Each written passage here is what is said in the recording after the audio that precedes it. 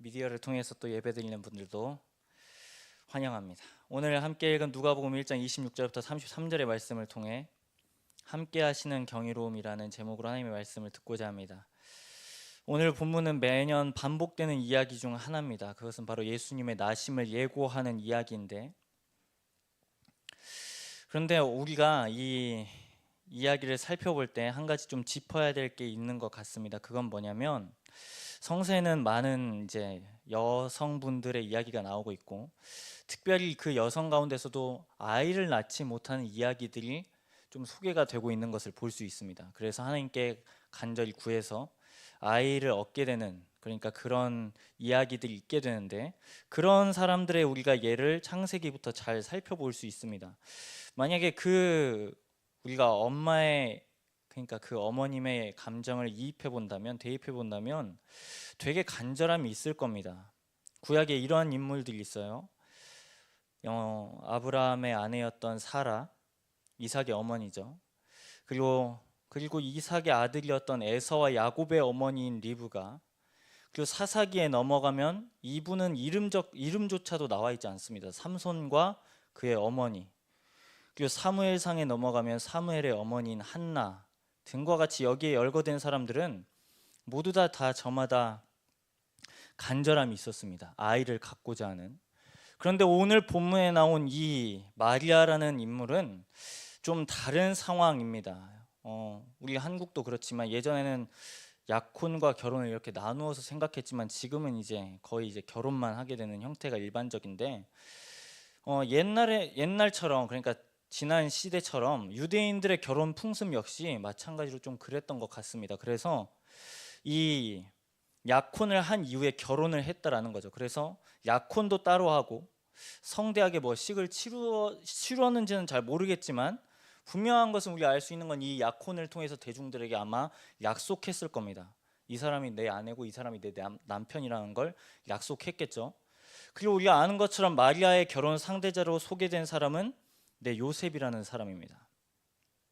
그리고 마태복음에 살펴보면 이 사람이 다윗의 자손으로 소개되고 있습니다. 그래서 예수님께서 역시 다윗의 자손으로 소개되고 있습니다.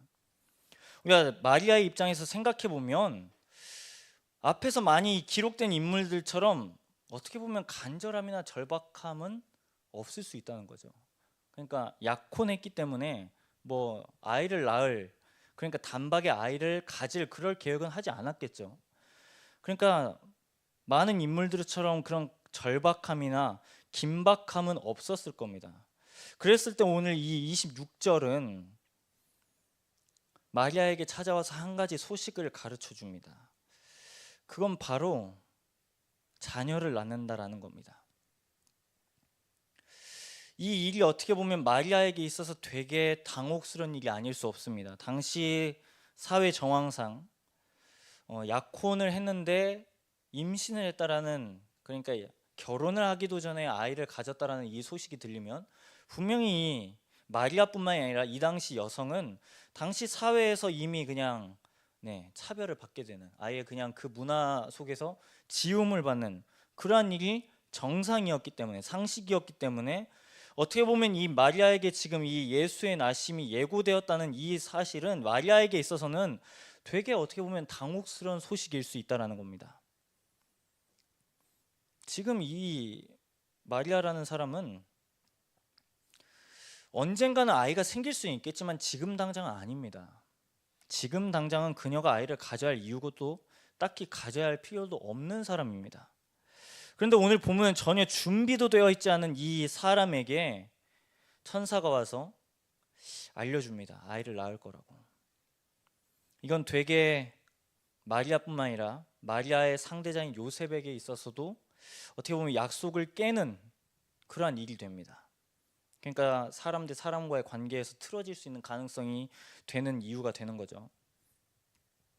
그러니까 자녀를 가질 수 있는 이 환경이, 이 앞에서 열거된 많은 사람들은 기쁜 소식일 수 있겠지만 마리아에게 있어서 지금 이 자녀를 갖는다는 소식은 어떻게 보면 기쁜 소식이 아니라 저주에 가까울 수 있다는 거죠. 저주요.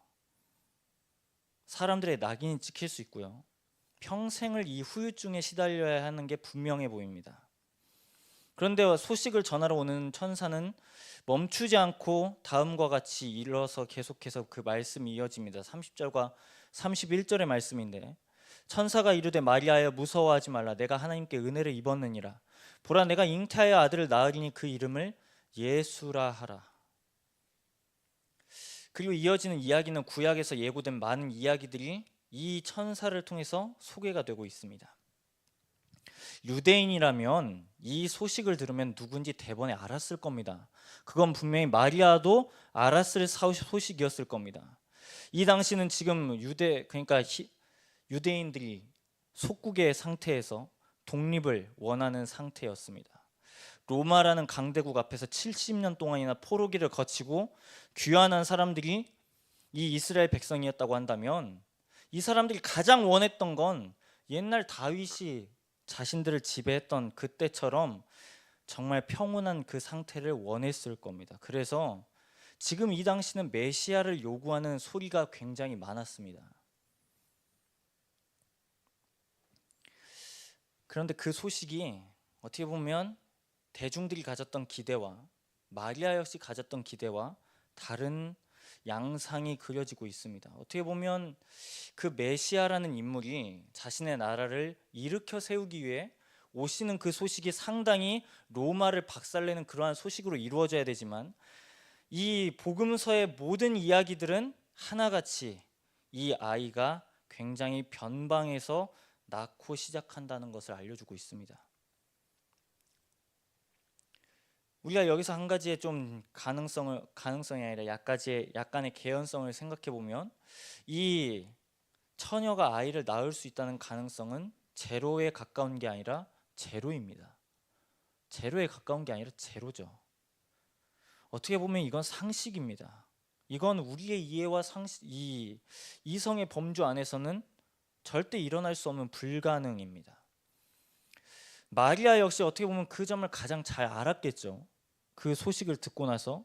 그러니까 34절에 보니까 천사가 그러한 말을 주었을 때 이렇게 응답하는 것을 볼 수 있습니다. 나는 남자를 알지 못하니 어찌 이 일이 있겠습니까? 그런데 천사는 계속해서 마리아를 이렇게 도전하고 계시죠. 하나님께서는 못함이 없으시고 성령의 능력으로 마리아가 예수 그리스도를 잉태하게 된다고 알려주십니다. 이야기의 부연을 약간 더 생각해 보면, 마태복음과 누가복음을 비교해 봤을 때 이 예수님의 나심을 이야기를 들은 마리아는 아무래도 요셉에게 알리지 않았을 가능성이 되게 큽니다. 알렸다면 이미 배척을 받았겠죠. 결혼도 하지 않은 이 사람이 남편 될 사람한테 이 소식을 알린다는 것 자체가 되게 자기의 이 없는 평판이지만 여튼 되게 평판을 깎아내리기 좋은 그러한 구실입니다. 그런데 우리가 마태복음의 이 이야기를 살펴보면 마리아가 이러한 이 소식을 가졌을 때 요셉은 숨겨주었습니다. 이걸 숨겨주었습니다. 그러니까 사람들에게 알리지 않고 그냥 가만히 연을 끊고자 했다는 기록처럼 그냥 조용하게 그 결혼을 물리려고 했던 것 같아요. 하지만 하나님께서 그걸 막으시고 결국에는 예수님이 나셨습니다. 우리는 이 본문을 좀 다시금 생각해 보기를 원하는데, 연말을 보내는 우리의 태도와 약간 비교해서 좀 생각해 볼 수 있을 것 같아요. 연말이나 연초가 되면 저 역시도 그렇고 뭔가 모를 분주함이 우리 가운데 있습니다. 연말과 연초가 되면. 그리고 내지는 뭔가 모를 막연한 기대감이라고 해야 될까요? 그런 것이 있을 수 있어요. 우리 가운데 소망을 하고 바라고 꿈꾸는 것들이 있을 수 있습니다. 잘 살펴보면 내년에는 지금 올해보다는 더 나은 나의 삶이 있기를 기대합니다. 내년에는 올해보다는 나의 통장 잔고가 늘기를 원하고, 내년에는 올해보다는 덜 일하는 대신 더 벌기를 원하는 게 모든 사람의 기대입니다. 그럼 우리는 이걸 왜 바라는지 우리는 좀 생각해 보기를 원하는데, 아마 우리 가운데서 이걸 기대하는 건 행복과도 관련이 있을 수 있는 것 같아요. 몇 주 전에 제가 이런 예화를 들어드렸습니다. 한국과 프랑스의 중상층의 기준이죠. 거기서 비교될 수 있는 참 중요한 것 중에 하나는 한국은 참 숫자에 민감하다라는 겁니다. 네. 그리고 이걸 우리의 행복과 되게 강력하게 연결시켜서 이해하죠. 있으면 행복하고요, 없으면 불행하다고 여기게 만듭니다. 우리의 사회가. 많으면 행복하고요, 적으면 열등하고 불행하다고 여기게 계속해서 비추어냅니다. 근사하고 화려하고 번쩍번쩍인 곳에 있으면 행복한 거고, 반대로 어둡고 차가운 곳에 있으면 불행하다고 생각하게 합니다. 그래서 어떻게 보면 이 사회를 살아가는 모든 사람들에게 이 숫자를 목을 매게 하는 것이 아닌가 모르겠어요. 그럼 좀 반대로 생각해 볼게요. 많으면 정말 행복한가? 라는 겁니다. 많으면. 네. 우리는 여기서 좀 행복의 기준을 좀 고민해 볼 필요가 있는데, 정말 행복하다고 한다면, 그것이 나에게 진정한 행복을 준다고 한다면, 진정한 만족감을 준다고 한다면 그 기간은 우리가 생각하는 것보다 길어야 될 겁니다. 그 기간이요. 만족감의 기간이요. 지속적이어야 한다는 거죠. 그리고 만약에 조건에 부합된다면 행복하니까 자연스러운 반응은 기쁨이 넘쳐야 할 겁니다. 그런데 우리는 잘 보면 다 가진 사람들이 우리와 상대적으로 다르게요, 자신의 삶을 평가할 때 불행하다고 말하는 것을 종종 봅니다. 물론 우리가 다 가져보지 않았기 때문에 우리는 다 공감하기 쉽지 않습니다. 더 나아가서 일단 내가 그 상태가 되어보기를 원하죠. 우리는 후회는 다 갖고 나서도 늦지 않기 때문에. 여튼 그런 것 같아요. 그런데 이런 말이나 이런 평가를 볼 때 꼭 소유나 숫자가 우리의 삶을 진정한 만족감으로 인도하는 것, 그러니까 자연스럽게 인도하는 건 아닌 것 같아요. 좀 어려운 개념인데 저도 찾아봤습니다. 어려운 개념이라서. 네. 철학자인, 근데 유명한 분이십니다. 에리 프롬이라는 분이 자신의 저서에서 소유냐 존재냐에서 인간에게는 두 가지 존재 방식이 있다고 합니다. 한 대목입니다. 소유적 인간은 자기가 가진 것에 의존하는 반면 존재적 인간은 자신이 존재하는 것, 자신이 살아있다는 것, 기탄 없이 응답할 용기만 지니면 새로운 무엇이 탄생하리라는 사실에 자신을 맡긴다라고 말합니다. 쉽게 설명하면 두 가지 부류가 있는데, 첫 번째는 소유를 통해서 행복을 얻는 그 부류가 있고, 두 번째는 자신의 존재의 목적을 통해서 행복을 경험하는 부류가 있다는 겁니다. 크게 두 가지로 나뉘어서요. 그런데 만약 전자의 이 소유만을 가지고 행복의 조건을 생각한다면, 이걸 그리고 정체성의 기반으로 생각한다면 이것만큼 불행한 인생이 없습니다. 왜냐하면 우리가 잘 아는 것처럼 소유는 더 큰 소유를 불러일으키기 때문입니다. 내가 가지면 더 많이 갖고 싶어집니다. 그럼 만족이 없죠. 우리의 욕심은 결코 끝이 없습니다. 그럼 존재적 인간은 과연 행복할까라는 질문에 도달하게 되는데, 물론 소유적 인간보다는 행복하다고 이 사람은 주장합니다. 그런데 잘 생각해 보면 이 존재라는 건 역시 우리가 어디에 기반을 두느냐에 따라서 천차만별일 겁니다. 예를 들어 볼게요. 사람들이 존재의 기반을 자신의 성공에 두고 있다면 이 사람이 가장 불행한 경우는 아마 실패할 경우일 겁니다. 그리고 만약에 이 사람이 실패감을 경험한다고 했을 때 이건 단순한 실패가 아니라 이 사람에게 있어서 이건 가장 불행한 순간입니다. 가장 불행한 순간이요. 만약에 자신의 존재를 목적에 두었습니다. 그렇다고 했을 때 자신의 인생에서 목적을 발견한다면 아마 이 사람은 행복하다고 자신의 삶을 평가할 겁니다. 그런데 만약 반대로 목적을 발견하지 못한 채 그냥 그렇게 산다면 이 사람은 자기의 삶을 평가할 때 나는 되게 공허하다라고 평가할 가능성이 높습니다. 그럼 사랑은 어떨까요? 사랑. 존재의 기반을 사랑에 둔다고 했을 때 여기서 말하는 사랑을 우리는 많은 스펙트럼으로 생각해 볼 수 있습니다. 부모와 자녀 간의 사랑, 남자와 여자 간의 사랑, 그리고 친구 간의 우정도 다 여기에 포함될 겁니다. 그런데 만약 상대방에게 거절을 경험한다고 했을 때 이 사랑을 존재의 목적의 기반으로 삼았을 때 거절을 경험한다면 그 사람은 가장 자신의 삶을 불행하다고 여길 겁니다. 거절감을 느꼈을 때요. 또 내가 만약에 원하는 사랑의 크기가 10에서 8이라고 했을 때 상대방이 주는 사랑이 3이나 내지는 4라고 느껴진다면 그때에도 받는 사람은 자신의 삶을 공허하다고 느낄 가능성이 클 겁니다. 그리고 그 공허함을 채우고자 자신의 빈 마음을 다른 것으로 대치할 가능성이 높다는 거죠. 이런 관점에서 생각해 본다면 사람들은 여전히 기다립니다. 무엇을 기다리냐면 바로 행복하기를 기다립니다. 자기 자신이 행복하기를. 누구는 소유를 통해서, 누구는 존재를 통해서. 그렇다면 여러분, 이걸 우리 가운데 적용해 볼게요. 우리는 무엇을 지금 기다리고 있나요? 여러분의 기다림의 끝에는 무엇이 있나요? 여러분의 기다림의 내용에 주 내용을 차지하고 있는 것은 무엇인가요? 아니면 지금 이 절기 가운데 기다림이 없는 이유는 뭔가요?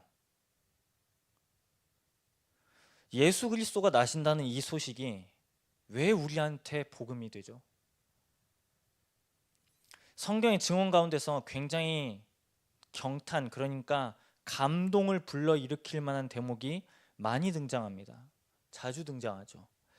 그런데 이 절기 가운데 가장 묵상해야 될 경탄은 바로 하나님이 인간이 되셨다는 겁니다. 초기 기독교 사회에서 가장 도전을 받았던 이단의 주장은 예수가 인간이 아니다라는 사실이었습니다. 예수는 인간이 아니다. 또는 반대로 예수는 하나님의 아들이 아니다였습니다. 하지만 성서는 분명히 우리에게 증언합니다. 예수님께서는 인간이 되셨다라고 말합니다. 인간이 되셨다. 하나님의 아들이 사람이 되셨다라는 겁니다. 여러분, 우리가 지난주에도 다뤘지만 바다가 갈라지는 건 역시 기적입니다. 해와 달이 멈추는 것도 기적이고요. 큰 성을 돌다가 함성을 질렀을 때 그 큰 성이 무너지는 건 역시 기적입니다. 3m가 되는 거구가 돌 하나에 쓰러졌다는 것도 기적이에요. 그런데 여러분, 구약성서에서 증언된 많은 기적의 이런 부분들은 우리의 이성을 초월하는 부분들이 많이 있습니다. 하지만 복음서의 이 모든 복음서 가운데 가장 첫 번째 기적의 시작은 이 차디찬 현실 가운데 하나님의 아들이 인간이 되셨다는 겁니다. 이건 어떻게 보면 관점을 바꿔 생각해 보면 자신의 원래 있는 능력보다 훨씬 더 자신을 스스로 제한하시는 겁니다. 인간이 되시기 위해서 자신의 능력을 제한하신다고요. 자기 자신을 낮추시는 겁니다. 왜 그렇게 하시면서까지 오시는 건가요? 왜 그렇게 하시면서까지? 우리가 여러 주제를 살펴보았지만 여전히 예수님께서 오신 이유는 우리 가운데 두 가지의 관문 때문에 오셨습니다. 첫 번째는 죄의 문제고 두 번째는 죽음의 문제입니다. 지금 여러분들, 저도 그렇고 여기에 있는 모든 사람들 가운데 이 문제를 스스로 해결할 수 있는 사람은 아무도 없습니다. 죽음을 넘을 수 있는 사람 아무도 없고요. 죄의 문제를 자신의 스스로 해결할 수 있는 사람 역시 아무도 없습니다. 오직 이건 하나님의 아들만 해결하실 수 있습니다. 오늘 본문에서 마리아는 어떻게 보면 자신의 이 상황이 불명예스러울 수 있고 수치스러울 수 있는 상황이 될 뻔했지만 결국에는 자기가 자신의 인생에서 가장 좋은 것을 기다리는 인물로 소개되고 있습니다. 왜 마리아가 이렇게 기다릴 수 있는지 우리는 생각해 볼 필요가 있습니다. 그건 다름이 아니라 28절의 말씀처럼 하나님이 이 사람과 함께 하셨기 때문입니다. 하나님이 이 사람과 함께 하셨기 때문에. 28절의 증언입니다. 그에게 들어가 이르되 은혜를 받은 자여 평안할지어다. 주께서 너와 함께 하시도다. 연이어 29절은 마리아의 반응을 이렇게 소개하고 있습니다. 그 말을 듣고 놀랐다라고 말합니다. 분명히 이건 당혹할 순간이었고 예견하지 못할 상황이었습니다. 하지만 마리아는 하나님이 자신과 함께한 것을 신뢰했고 결국에는 하나님의 아들을 잉태하는 가장 복된 기다림을 가졌던 여인으로 여전히 소개되고 있습니다. 여러분, 지난주에 우리는 왕이신 그리스도의 주일을 지켰습니다. 그래서 성례주일로 지켰기 때문에 우리가 성찬의 식탁을 다 같이 가졌습니다.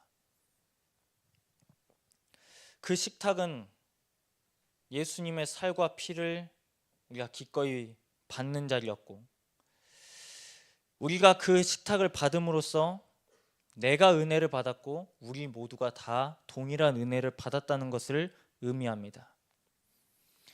이건 하나님의 가족이 되었다는 가장 명징한 사건입니다. 지금 이 12월은 어떻게 보면 세상의 절기로는 연말입니다.